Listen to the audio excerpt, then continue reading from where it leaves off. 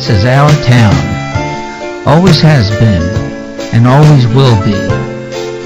Like any other town, it changes just a little bit from time to time. So we're here to let you know some of the things that are going on in your town.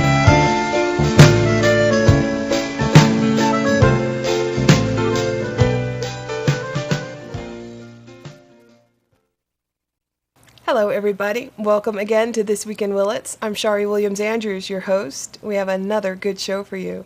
As many of you might know, our studio is in the Old Carnegie Library building here in Willits, and right across the street is the fire station. We thought it was about time we got our neighbor, Chief Magann, to come on over and tell This Week in Willits a little bit about some of the interesting and important things that the Little Lake Fire Protection District is doing. Yes, of course they put out fires, thank goodness, but you might be surprised at what else they have going on. Next, we'll see some highlights of the Seabiscuit themed art exhibition and auction that recently raised money for several worthy causes, including the Seabiscuit Heritage and Howard Foundations. So how long has it been since you've been to the Mendocino County Museum? It's right here in town, and we drive past it so often on East Commercial that maybe we've forgotten how exceptional it is and how lucky we are to have such an interesting and educational institution right here. The museum's relatively new director, Allison Glassey, visited our studio the other day, and in this segment she introduces herself and lets us in on how the museum is providing a great attraction for our tourists, but also sponsoring some pretty cool stuff for us locals. Finally, Ron Lippert, a concerned citizen, updates us on his opinion about the freeway bypass project. I want to mention that if any of you have an opinion on pretty much anything that goes on around here, email us or give us a call, and you too can be a part of This Week in Willits. So sit back and watch Chief Magann start things off. Hello, my name is Carl Magann, recently appointed to the position of Fire Chief for the Little Lake Fire Protection District in Willits. I've been a member of this fire department for 26 years now, starting my 21st year as a paid member, and I'm glad to be part of one of the finest fire departments in Mendocino County. I've been asked here today to do a little talk about our fire department and the jobs that we face as firefighters and volunteer firefighters in the community of Willits. When the alarm goes off there and we respond to emergencies and we put people's fires out, look for lost children and do the other necessary jobs as requested by our community. But we do some other jobs on the backside that people may not be aware of, such as our fire prevention agency. We do home fire inspections, commercial fire inspections. Everyone should be aware of our smoke detector program that we recently started in our community, and received a lot of positive feedback on that, and we hope to pursue that in the future. We're always looking for strong volunteers, people who are willing to make a commitment to their community, willing to get out of bed at all hours of the night, lots of interruptions with their families. If you know a volunteer member of our department and you'd like to give some time to your community, look those members up and introduce yourselves and see if you have the available time for us. And we'll see if we can put you to work. We do have a full training program for volunteers at the end of about 2-year time frame. Most of our volunteers get to the firefighter 1 level. They have a certification process, become EMTs, go into structures with live fire, and do everything that a large paid fire department does. Some of our up-and-coming projects for our community, and one of the things that we have on our drawing board is the new firehouse. We hope to one day construct a new firehouse at the current location, and one that will be big enough to allow us to put our new engines in there, one that will provide emergency services to our community for the next 40 to 50 or more years. We're just outgrowing our current facility. We can't even put our newest fire engine in the current station because of the length of it. But we have our substation on Becker Road there, and it houses it nicely. We've always had a smoke detector program available in the fire department. This year we did a little bit different, and we started a program at our last fundraiser, and we hope to incorporate it at the fall and spring time change, where our volunteer members will go around to people's houses and double check their smoke detectors, install new batteries, install new smoke detectors as needed, and we'll even provide a courtesy home fire inspection for people who are requesting it. And once again, that's your volunteers at work through our fire department. If you're interested in becoming part of this program, we'll do a announcement in the Willits News come this fall, and it'll be the weekend prior to the time change. And we'll be accepting appointments to install smoke detectors or double check your batteries or do a home fire safety inspection as needed. My name is Carl Magann, and I'm glad to be part of one of the finest fire departments in Mendocino County.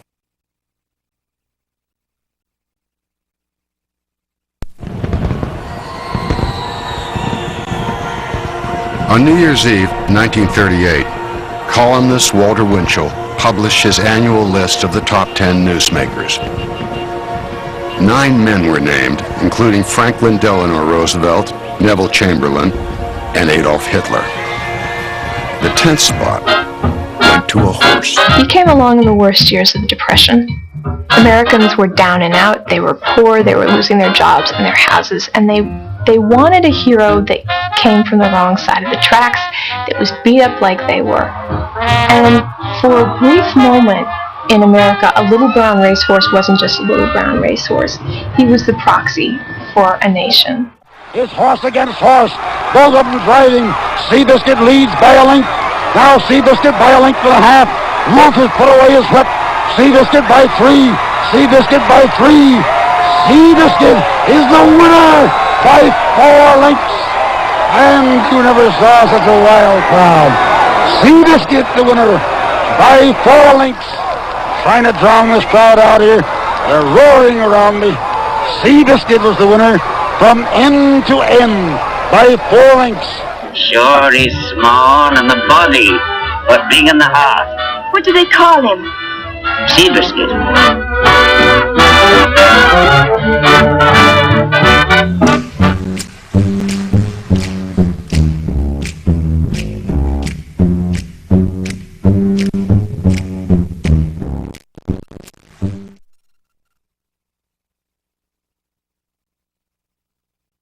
Hi, I'm Allison Glassey, and I'm the interim director for the Mendocino County Museum.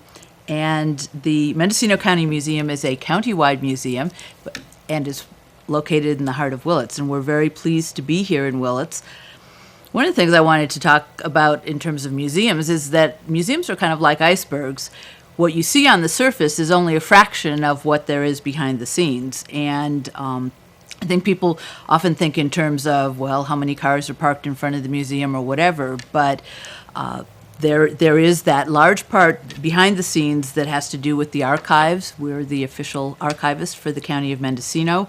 It has to do with thousands of artifacts that we have in the collections and our responsibility to conserve and preserve and protect those artifacts, for the long term.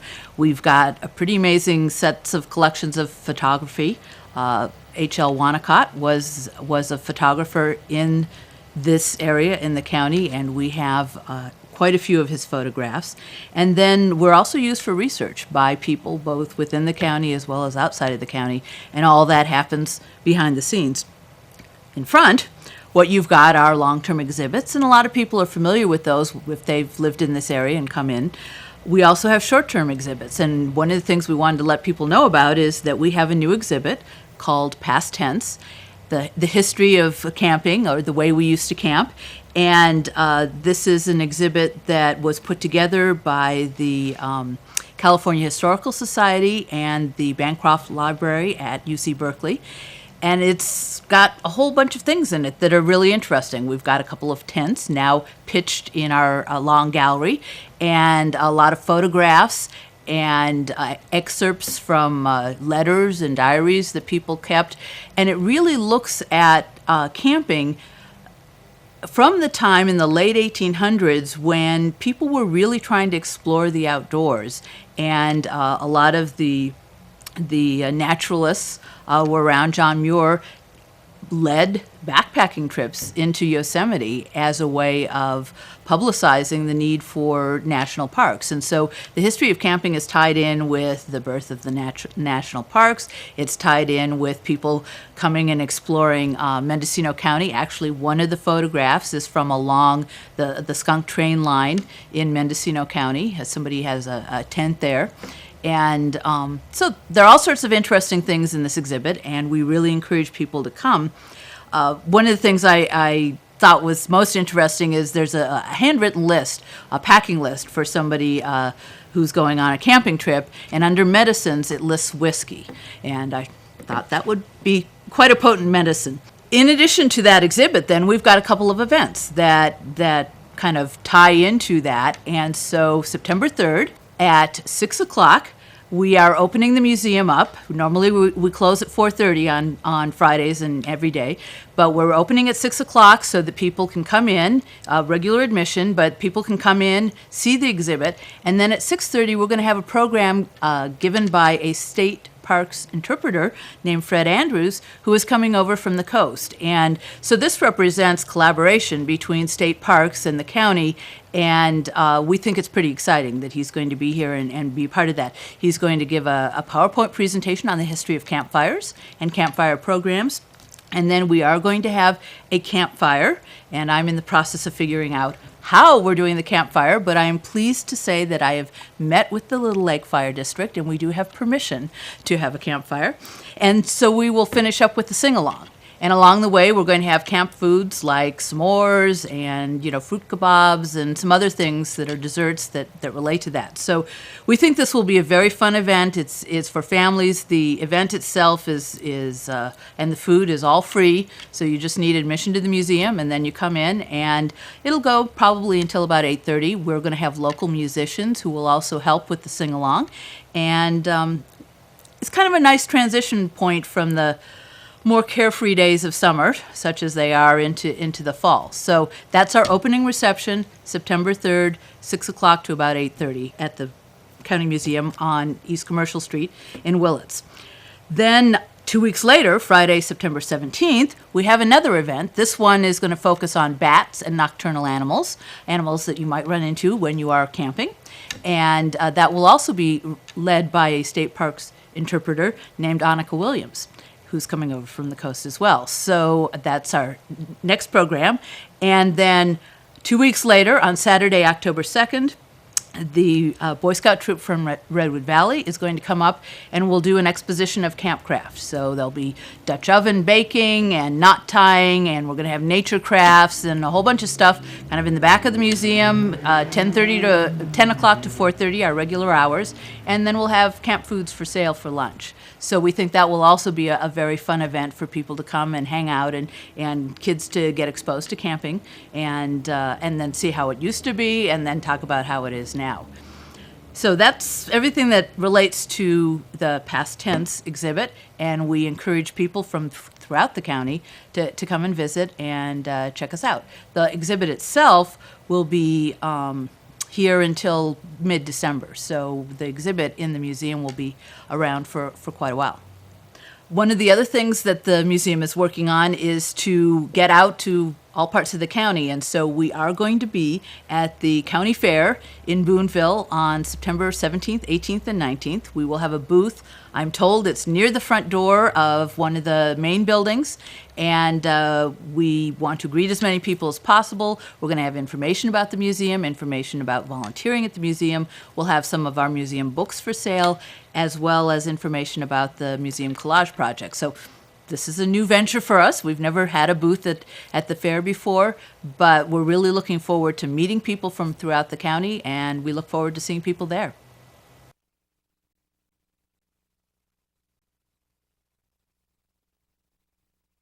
Well, I want to thank everybody for all the wonderful emails, phone calls, and visits we had since our last extravaganza. The volume has been so much, and I just apologize for the delay, but I'll get back to everybody. And please keep those responses coming on in. The idea is, well, the Willits Environmental Center, which is 630 South Main Street in Willits, and that will tell you where that is. They put out their newsletter, and over here I thought, if you don't mind, I'd read the newsletter. And this is by Ellen and David Drell. The bypass, Little Lake Valley, hangs by a thread. This may be the last bypass update. Yesterday, August 6th, the Water Board issued the 401 certification to Caltrans to build the bypass. But the Army Corps of Engineers has not yet given Caltrans the requisite 404 permit to bury wetlands under millions of cubic yards of fill and destroy other natural parts of Little Lake Valley. Your WEC, Willits Environmental Center, is substantially responsible for that little miracle. However, by the time this arrives in your mailbox, Caltrans may have this final permit in hand. This sad result will occur despite our best efforts to try everything short of a full-out federal lawsuit against the Army Corps, EPA, and possibly others for allowing destruction to waters of the U.S. without good reason or a believable mitigation plan. This effort, which began for some of us in 1988, redoubled in 95, 99, 2002, and again in 2007, has pretty much exhausted some of us. At no point along the way did the Willits City Council object to this wasteful, destructive plan for Willits and the Valley, nor did it show interest in a less brutal vision. Unfortunately, the rest of the Willits community has not mounted a sufficient or persistent enough campaign against the bypass to stop or redesign Caltrans's tragic, outdated freeway plan. We are personally heartsick that our community will be forever marked by assenting to the construction of a freeway bypass for a mere 5,000 to 7,000 vehicles per day on the eve of declining oil reserves in the face of oil spilling into the Gulf of Mexico for months in a world threatened by climate change due to largely to burning fossil fuels, all because of the nuisance of one intersection in town. Our community did not make an adequate effort to take its place in the worldwide effort to live with the earth rather than at her expense. Willits turns its back on this awesome responsibility and equally awesome opportunity. Of course, it is not too late until the trees begin to fall and the bulldozers begin to tear at the earth. We believe the law is on our side, and though somewhat eroded by time and use, it still has the power to save precious places. But it will work only if enough people step forward now with enough energy and money to see it through. If you would like to help mount the final effort, call 707-459-4110. Let me say that again, 707-459-4110. Here's another note over here in the same newsletter by Ellen Drell, the Willits Environmental Center Farm. Tell me more.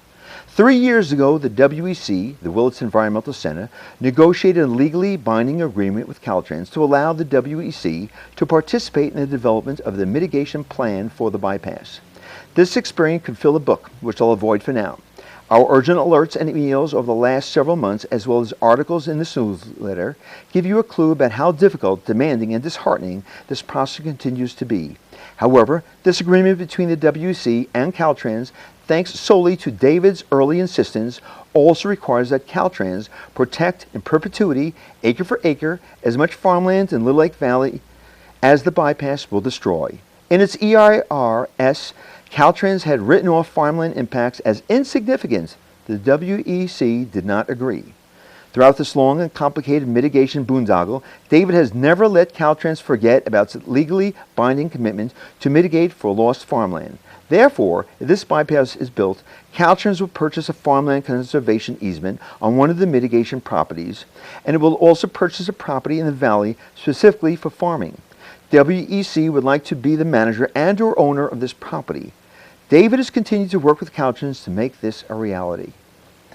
So that's bringing everybody, all my fans, all my listeners, and all those out there who will no longer be my enemy, the latest update. Please make a phone call. Please drop by with your note of support. This is where we live today for tomorrow and for the next generations. Peace, health, and harmony, all love you can hold on to. This is Ron Lippert signing off.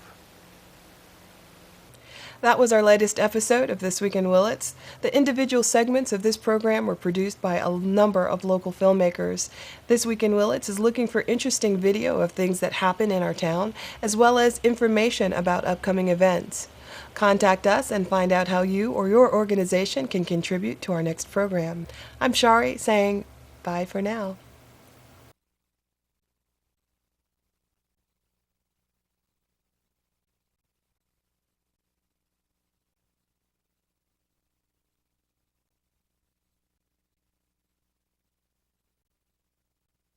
So that's about it for now. Things are happening in Willits, as they always are, and things are changing, as they always do. Yet it's still the same familiar hometown we've all come to know and appreciate for what it is. We'd like to know what's happening with you, with your families, and the organizations which would not exist without your efforts and support. So give us a call at 459-2528 and let us know what's going on with you. Maybe you'll be a part of our next story. Keep tuned and join us next time to see what's happening this week in Willits.